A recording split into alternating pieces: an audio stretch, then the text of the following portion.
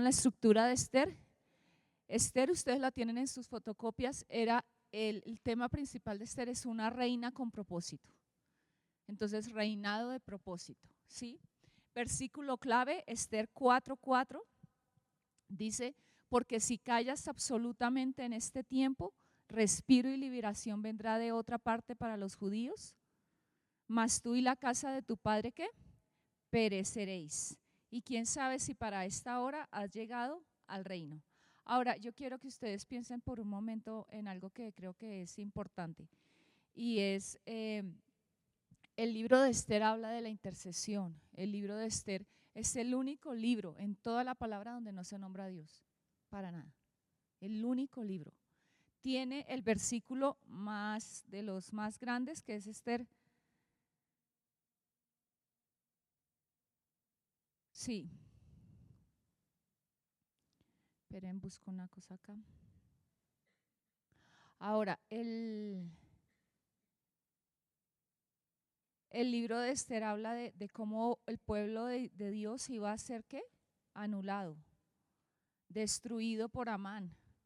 Habla acerca de una estrategia de intercesión, porque Esther fue una mujer que aprendió que Dios la preparaba con un propósito, pero el propósito de Esther básicamente fue la intercesión, ¿sí? Esther intercedió y intercedió por el pueblo en una medida muy grande.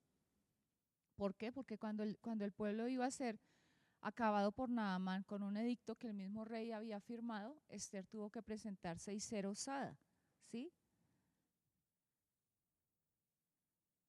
Y cuando Esther se presentó para eso, Esther tuvo algo que fue muy importante, y es que Esther tuvo que saber que donde tú estés no te escapas de hacer la voluntad de Dios, ¿sí? No te escapas de hacer la voluntad de Dios. Esther podía quedarse en la casa del rey y decir, yo soy la reina, yo ya fui escogida, a mí no me van a matar, pero el hecho de ser ella judía, el edicto también la incluía a ella.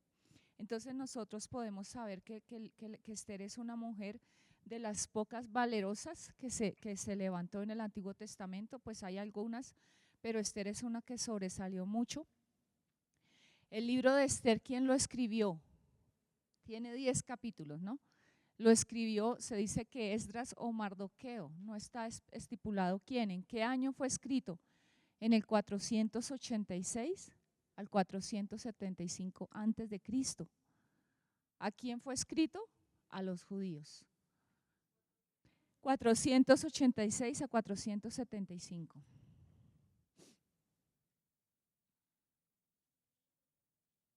Escrito para los judíos y fue escrito en Jerusalén.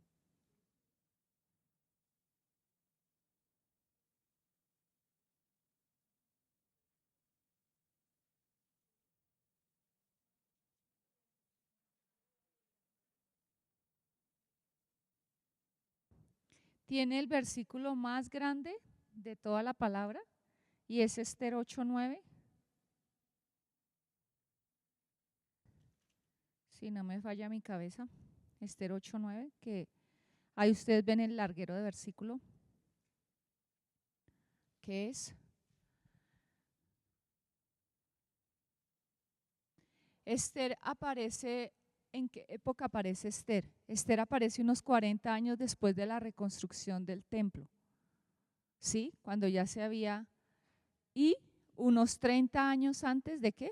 De la reconstrucción del muro, porque acuérdense que el templo fue levantado, pero el muro estaba destruido y luego fue el muro levantado.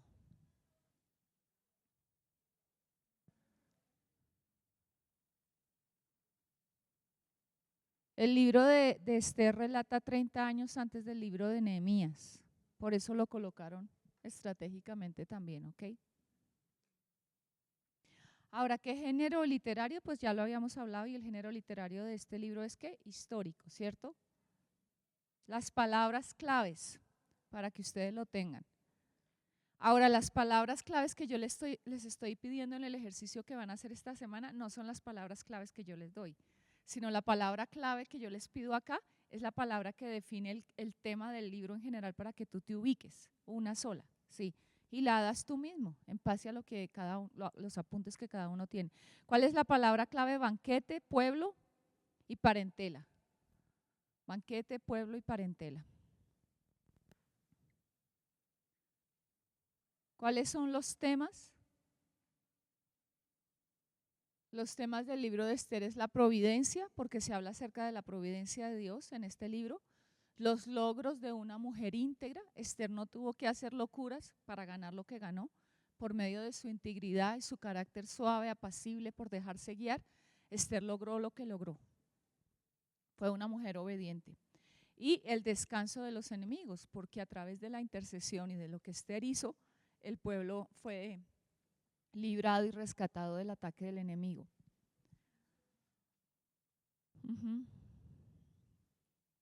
La mayor parte de este libro, ¿en qué se dio? En el reinado del rey Asuero, que es el 486 al 465 antes de Cristo.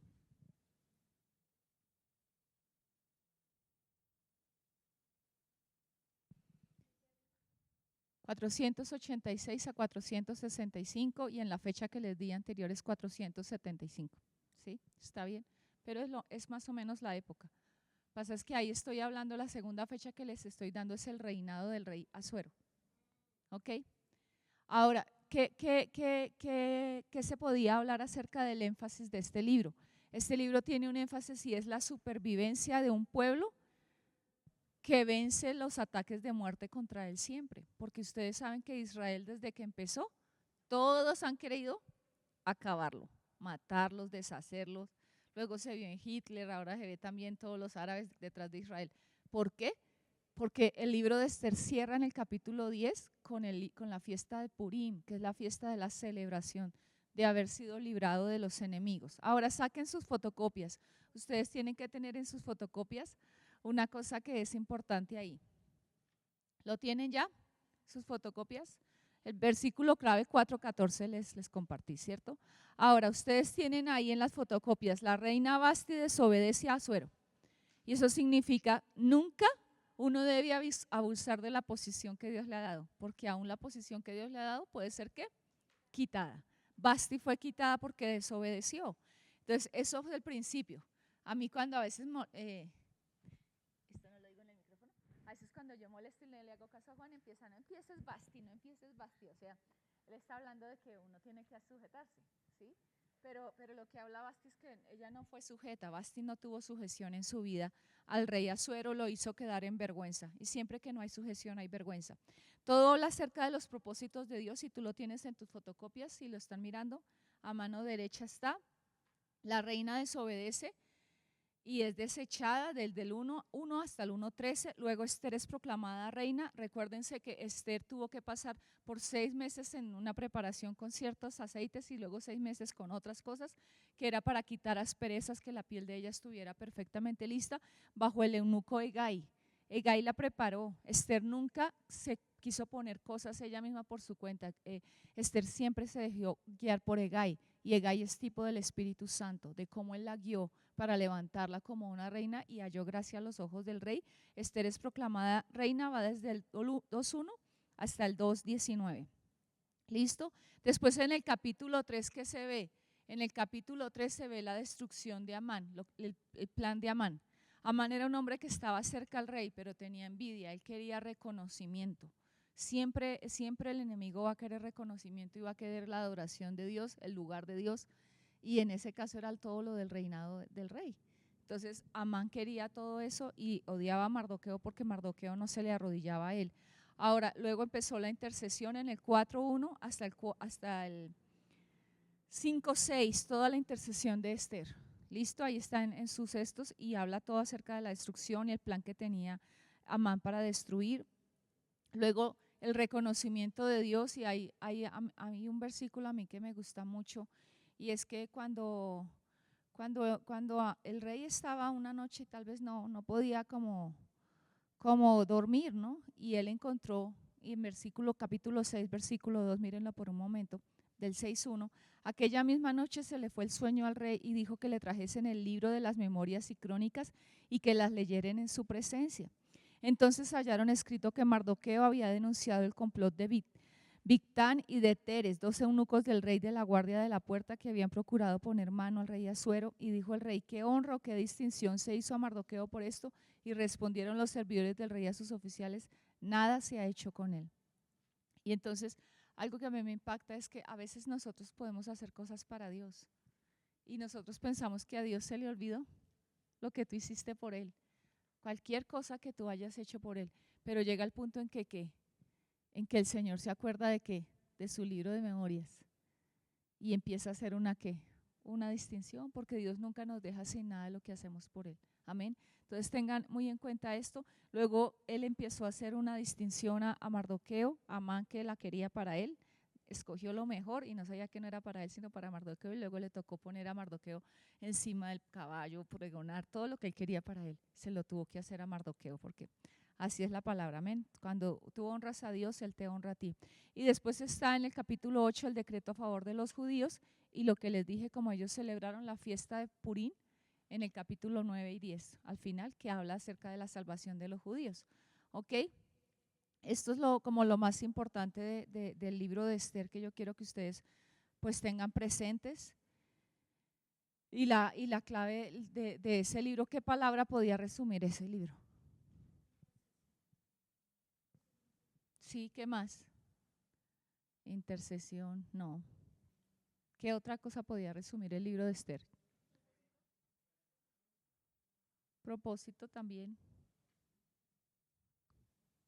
como la protección de Dios, porque Dios protegió a su pueblo. Eso fue lo que hizo. Dios utilizó a Esther, a Mardoqueo y a todo con un propósito, proteger a su pueblo del ataque del enemigo. ¿Ok? ¿Listos?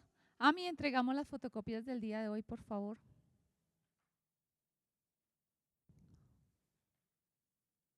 Y me regalas una a mí para tenerla acá.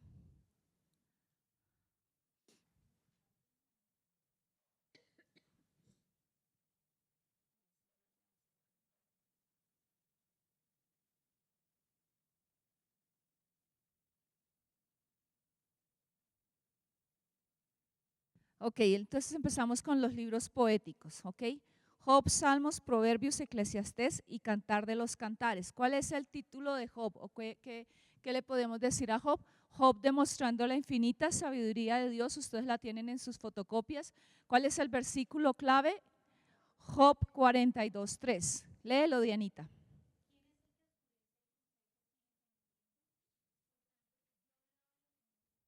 Ujú, ujú. Ok, ahora miren cada uno de ustedes ahí rápidamente. ¿Qué, ¿Qué cosas les llaman la atención en las fotocopias que les acabo de entregar? ¿Qué es el diálogo y qué está pasando ahí?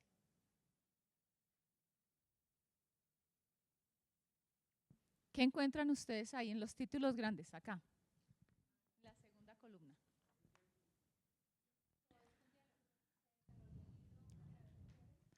El libro de Job se caracteriza porque hay una escena y es la misma escena, pero los personajes van cambiando y los diálogos tienen un énfasis diferente. Entonces, cuando tú ves el libro de Job no es complicado, porque el énfasis, y lo tiene la tercera columna, es ¿por qué servirle a Dios? Job le servía a Dios.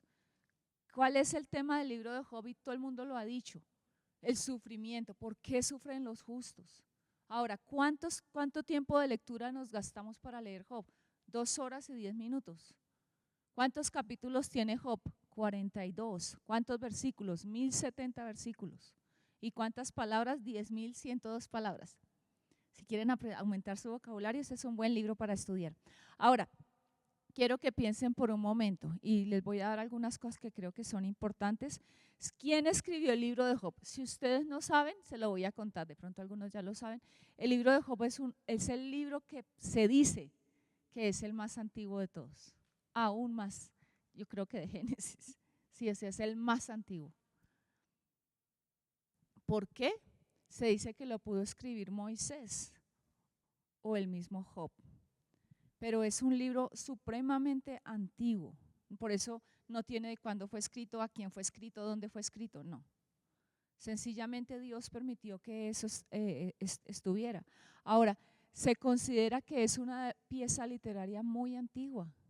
El patriarca Job era un hombre justo que de repente sufrió penalidades, pasó sufrimientos sin un porqué, sin un sentido lógico, pero que Dios permitió que nosotros conociéramos. Ahora, ¿qué tenía Job?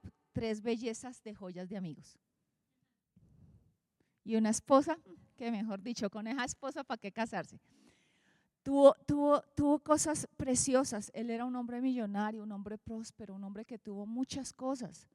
Pero algo que a mí me impacta del libro de Job, más que lo que habla en sí el libro de Job del sufrimiento, porque para mí el libro de Job, todo el mundo dice, ay, no, es que eso habla del sufrimiento y por qué sufrimos, y sí habla de eso, pero no es el tema que yo quiero que se les quede acá. Ustedes ya saben eso. Ay, tenga más paciencia que el santo Job, ay, sí, sufra como Job, con paciencia, ¿sí? Pero eso no es lo que yo quiero que ustedes recuerden. Yo quiero que ustedes recuerden y les voy a dar unas claves. ¿Cuál es la idea principal del libro de Job? Nos da los indicios de la obra de Satanás. El libro nos da indicios de la obra de Satanás. Y eso también está respaldado en Ezequiel 14, 14 y 20 y Santiago 5, 11. Mencionan a Job como un personaje histórico. ¿Ok? ¿Cuál fue la razón principal por la cual se escribió este libro? 5:11. Ahora, ¿cuál fue la razón principal por la cual se escribió este libro? ¿Para demostrarnos y explicarnos Dios cómo hace sufrir a la gente? No. ¿Para que nosotros podamos soportar todos los sufrimientos con paciencia? No. El libro de Job muestra la soberanía de Dios. Es decir, Dios hace lo que quiere, cuando quiere, lo que se le da la gana, porque Él es Dios. Así de sencillo. Esa es la soberanía de Dios. Y tú puedes, Job dice, el mismo libro de Job dice, si Él determina una cosa, ¿quién lo hará cambiar? ¿Quién lo hará cambiar? Dios es soberano. ¿Sí? A mí me dio la nariz así, a Dianita se la dio más puntuda, a Carito más así. Sí, Dios es soberano. Dios hace lo que Él quiere. Pero también demuestra, y eso es la clave que yo quiero que ustedes sepan, cómo es una fe verdadera. ¿Qué? No, soberanía y fe verdadera, sí. Soberanía y fe verdadera. ¿Por qué? Porque demuestra que Dios, siendo soberano y tratando y mandando pruebas sobre un hombre, Él le mostró a Satanás que había hombres que tenían una fe verdadera en Él, no por lo que Él les daba o lo que Él les quitaba, sino por lo que Él era. ¿Ok? Esto es clave en el libro de Job. Y plantea la frase, ¿por qué sufren los justos? ¿Sí? Eso es el retragil de todos los comentaristas. Pues no, eso duró tanto, pero exacto no. Sí hay fechas, pero yo no me atrevo a dar fechas de eso porque nadie lo sabe, si es tan antiguo. Ahora, ¿cuál es la palabra clave? Ya hablando desde el punto de vista de las palabras claves: sabiduría, Dios, pecado y Satanás. Sabiduría, Dios, pecado y Satanás. ¿Ok? Porque habla acerca del pecado. Todos los amigos acusaban a Job que por su pecado le había venido eso. ¿Cuáles son los temas? El carácter de Dios, el carácter de la humanidad y el sufrimiento. ¿Sí? Esos son como los temas y el problema de la maldad. Carácter de Dios, carácter de la humanidad y el problema de la maldad. La fecha, como yo les digo, no hay una fecha exacta, pero se cree que fue en el tiempo de los patriarcas, muy al inicio. ¿Y cuál es el énfasis del libro de Job? Que la sabiduría finalmente se encuentra solo en Dios. O sea, tú no encuentras la sabiduría en un hombre, no encuentras la sabiduría explicando los racionamientos de una situación. Tú no encuentras la sabiduría volviendo a lo que hicieron los que hicieron antes, o lo que van a hacer los que vienen después, o lo que están haciendo los que están haciendo ahora, sino que la sabiduría la tiene Dios. Él es la única fuente verdadera de sabiduría, ¿ok? Y que la sabiduría del hombre no puede penetrar los caminos de Dios. O sea, algo que a mí me impacta mucho es que cuando ustedes empiezan a ver los tres amigos de Job, cada uno de estos amigos, nosotros podemos ver el discurso. Y saben, miren, abran su Biblia ahí en Job. Javier, yo te voy a dar unas citas y tú me las vas a ayudar a leer, Joan otras y Pablito otras. ¿Listo? Ahora, yo se las voy dando y ustedes las van leyendo. Pero abran en Job 1. Vamos a mirar rápidamente. Job 1, versículo 1, Javier.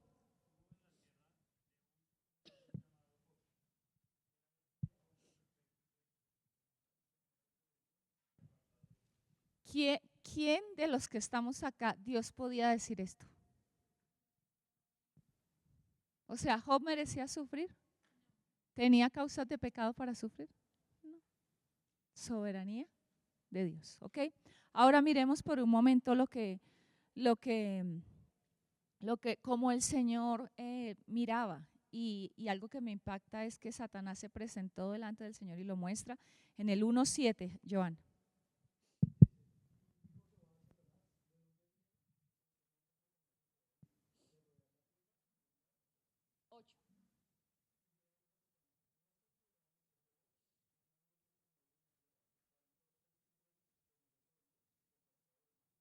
Mira la visión que Dios tenía de Job. Era una visión tremenda. O sea, no había nada. Pero algo que pasó en el versículo 10, 9 y 10 es que Satanás empezó a retar a Dios y a diciéndole, pues es que él es así porque, versículo 10, 9 y 10, Pablo.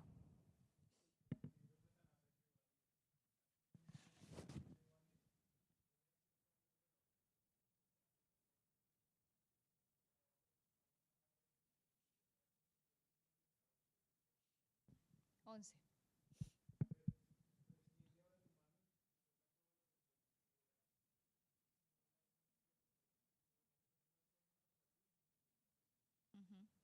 Entonces, Satanás retó a Dios y le estaba diciendo como, él te es así, pero por todo lo que tú le has dado, por todo lo que tú le das. Pero no era por eso. Ahora, todas estas cosas empezaron a desarrollarse. Versículo 21, Javier.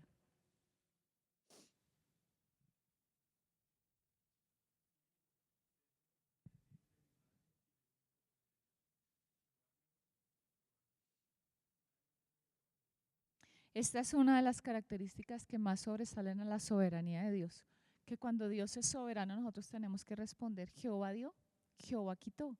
El pueblo judío responde así. Para el pueblo judío lo que te pasa bueno o malo no viene de Satanás, viene de Dios, porque Dios es soberano. Y hay un libro, ¿se acuerdan que yo les he dicho que está escrito y que algún autor le dice que es el diablo de Dios? Y es que Satanás está por debajo de Dios y Satanás no hace nada sin pedirle permiso a Dios. Entonces, muchos de los ataques de Satanás, Satanás los puede ejecutar y eso es algo que a veces nosotros no entendemos. Satanás toca mi vida cuando yo abro una puerta. ¿Sí? En este caso, Job no había abierto ninguna puerta, pero Dios quería probar a Job y quería mostrarle a Satanás que lo que él había hecho en Job era una fe verdadera, que era prueba de fuego.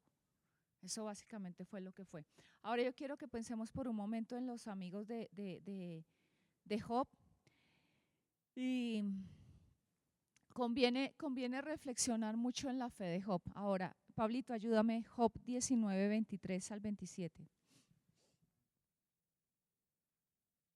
En el 1 ya acabamos de ver la malicia de Satanás. En el 2 la respuesta, en el antecitos del 2, en el 1:21 la respuesta de Job, bajo la prueba, ¿cierto?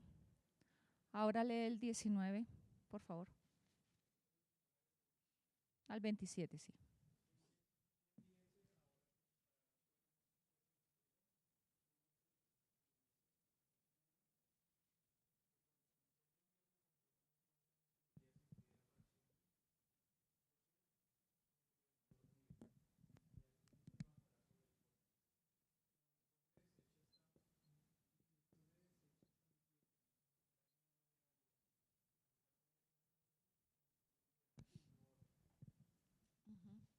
Ok.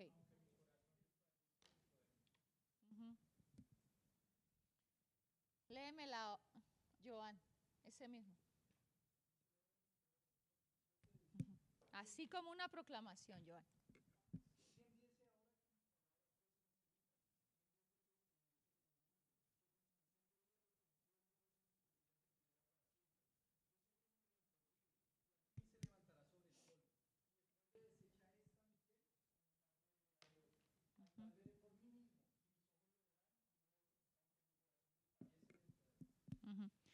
Job, esa era la fe de Job.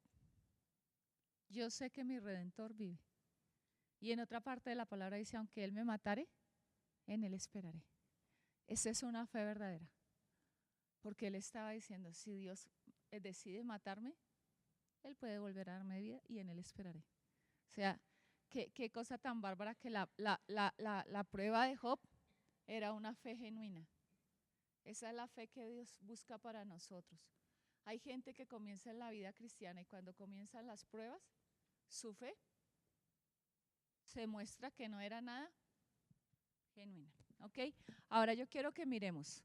Elifaz, estos son los tres amigos de Job, quiero que ustedes lo tengan. Cada uno de ellos tuvo una posición y esto es lo clave del libro de Job cuando ustedes lo estudien. Empiecen a mirarlo y anótenlo en su Biblia, anoten ahí al frente de Elifaz. Elifaz razonó en base y le dio las respuestas a Job de lo que le estaba pasando en base a la experiencia. Entonces, racionamiento experiencial, o si se dice así, experiencial. La palabra que él usa es yo he visto, ¿sí? Yo he visto. Esto es lo que usa Elifaz. Entonces él empieza a explicarle el sufrimiento a Job por medio de la experiencia. Es que yo he visto que esto sufrieron, es que yo he visto que esto pasó, es que yo he visto que así se hizo. ¿Por qué? Porque el énfasis de él era la ¿qué? La experiencia para explicar el sufrimiento de los hombres. Ahora, Bildad se basa en base a la tradición. Él estaba hablando acerca de las generaciones pasadas.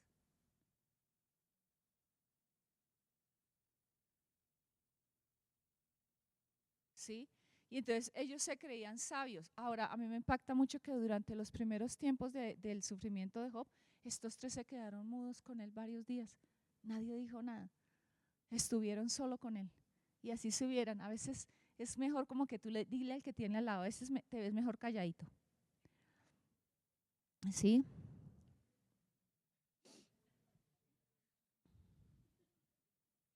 Ahora, Bildad estaba diciendo, pregúntele a las generaciones pasadas, ellos te dirán, ellos te hablarán. Y nosotros podemos pensar en nuestra vida diaria acerca de eso. Por ejemplo, nuestros papás, es que yo lo hice así, es que yo. No, la sabiduría, y se los dije antes, Job concluye que la sabiduría infinita solamente está en ¿quién? En Dios. Ahora viene Zofar. ¿Qué hizo Zofar? Zofar era duro, él era un legalista, implacable. Y Zofar. Búsquenlo ahí en su Biblia y anótenlo de una vez. Zofar con Z, sí. Sí, Zofar. Mírenlo en su Biblia, hermanos. A ver. Hablan y miran. En el 4 empieza Elifaz, ¿sí? En el 8 está Bildad. Ahí colóquele. Y en el 11 está Zofar.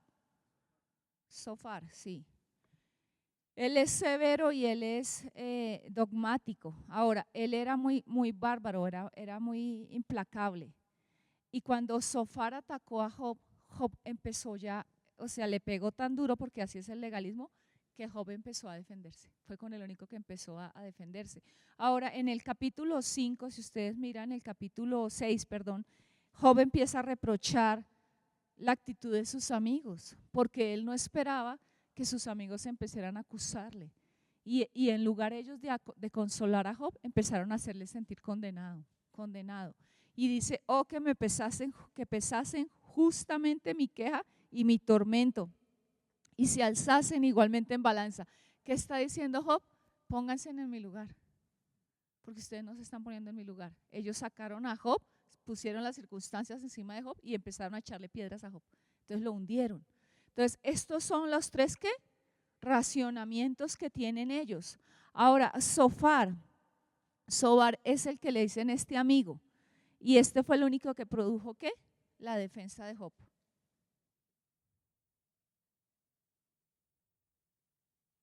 Ahora, en Zofar, en el capítulo 11, si ustedes lo miran ahí,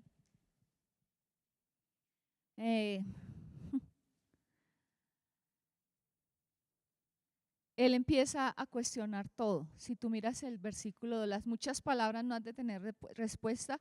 El hombre que habla mucho será justificado. Harán tus falacias callar a los hombres, harás escarnio y no habrá quien te avergüence. O sea, él empezó a darle muy duro. Por eso acá no hay como, en estas yo le dije las palabras, yo he visto generaciones pasadas, pero en Sofar hay tantas palabras que no se estipula una específicamente.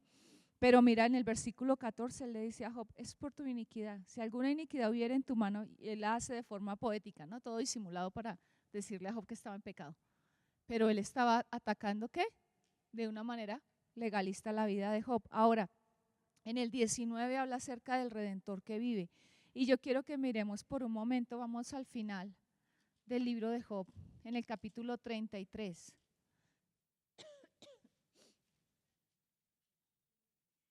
En el capítulo 33 se levanta, y me encanta este.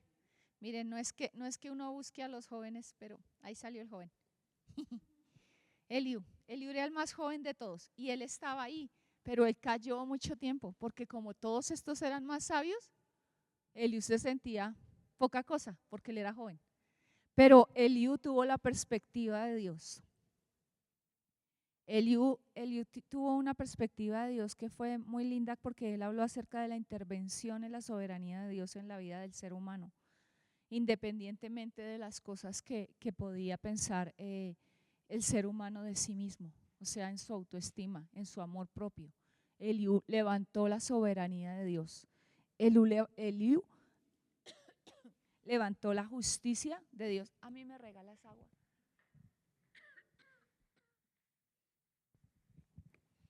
Eliú quitó todo esto y Eliú estableció la palabra clave de Job: la soberanía y la justicia de Dios, y que solo hay uno perfecto, solo hay uno santo y solo hay uno digno. Job se creía perfecto, pues en parte lo era, ¿no? Pero seguía siendo hombre. Job se creía santo y en parte lo era, pero aún vivía en pecado por ser humano. Job se creía digno. Él decía, cuando yo estaba en mis buenos tiempos, se levantaban, me hacían la venia. Yo ayudaba al uno, ayudaba al otro. O sea, él se creía digno, él se creía justo. Pero Dios tuvo que mostrarle que solo hay uno perfecto, solo hay uno santo, solo era uno digno. ¿Y quién era? Dios. Dios, sencillamente Dios. Gracias a mí. Ok, básicamente ese es el libro de Job. Ahora miren el capítulo final, vamos a ver un momento.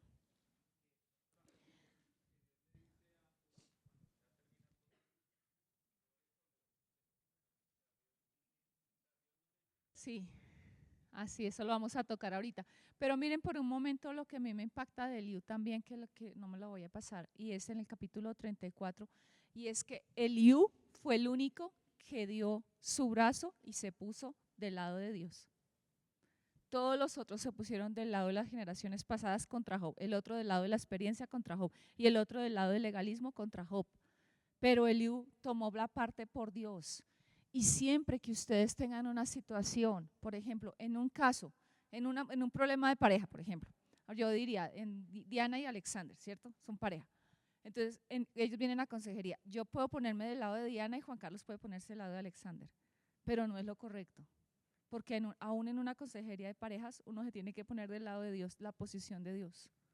¿Qué es lo que Dios está mirando? ¿Qué son las cosas que Dios está haciendo? Cuando ustedes estén en una situación, ¿se acuerdan que lo hablamos en el libro de Levítico, los levitas, y en el Éxodo, cuando ellos bajaron del monte? ¿Quiénes se pusieron de parte de Dios? Los levitas. Quien esté por Jehová, júntese conmigo, dijo Moisés. Y lo que estaba diciendo ahí Moisés es, ni de parte del pueblo, ni de parte mía, de parte de Dios. Eliú tuvo esto. Eliú cogió la posición de la soberanía y la justicia y levantó el nombre de Dios. Él no hundió a Job, él levantó a Dios. Y en las cosas que pasan en nuestra vida, nosotros no tenemos que hundir a la persona, sino levantar el ¿qué? El carácter de Dios, siempre el carácter de Dios, ¿ok? Ahora, Eliú dice en el capítulo 34,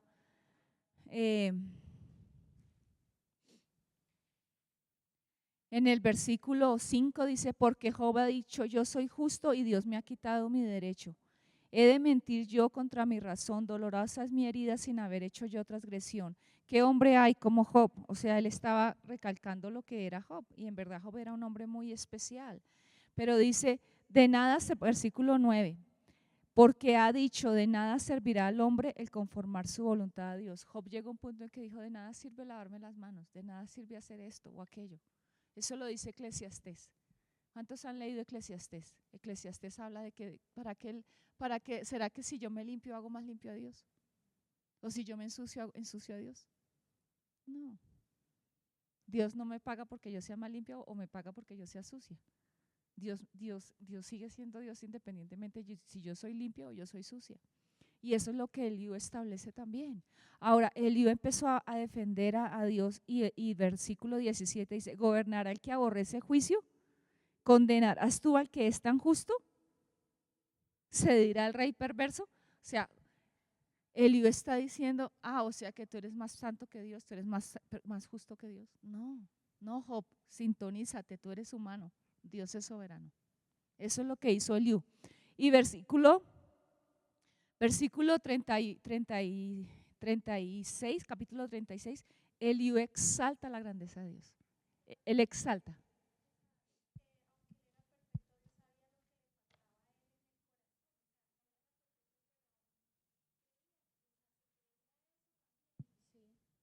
Él tenía el orgullo, él sabía que conocía a Dios, pero él no se conocía a sí mismo.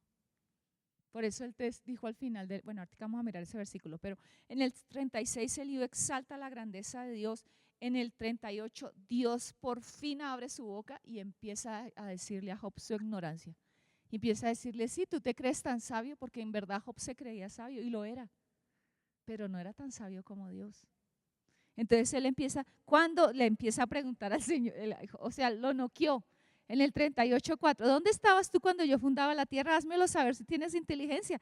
¿Quién ordenó las medidas, si lo sabes? ¿O quién extendió sobre ella cordel? ¿Sobre qué están fundadas sus bases? ¿O quién puso su piedra angular? ¿Cuándo alabarán todas las estrellas del alba y se regocijan todos los hijos de Dios? ¿Quién encerró con puertas el mar cuando se derramaba saliéndose de su seno?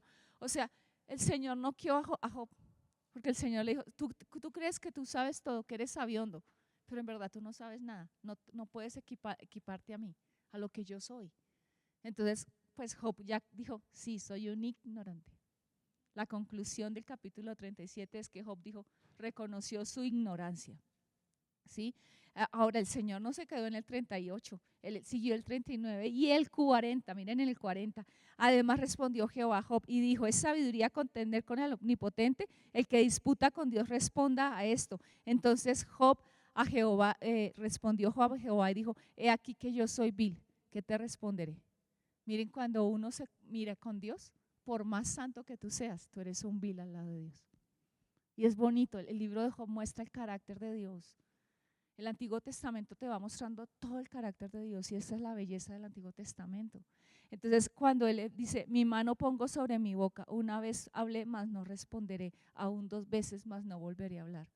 Como uno no puede contender contra Dios en cualquier situación que uno se encuentre. Como uno, a veces, yo cuando tuve la situación en la casa que yo les he contado con mi hija hace años, yo peleaba tanto con Dios y yo le decía, pero ¿por qué? ¿Pero por qué si yo hago esto? ¿Por qué si yo hago esto? Uno entiende que uno no puede contender. Y me costó 3 años entender que yo no podía pelear con Dios, que la que tenía que cambiar era yo. Sí, pero yo quería pelear con Él y explicarle y darle razón. Yo usé todas estas, la experiencia, la tradición, el legalismo, todas se las saqué al Señor, toditas, pero ninguna sirvió. Solo humillarte y reconocer que Él es Dios y que Él es soberano y que Él cambia así la vida de una persona cuando quiere. No cuando yo le digo, es cuando Él quiere. Entonces, así de sencillo es Job. Y termina Job capítulo 42, mírenlo por un momento. Job 42. Andreita, ayúdame a leer, versículo 2 al 6.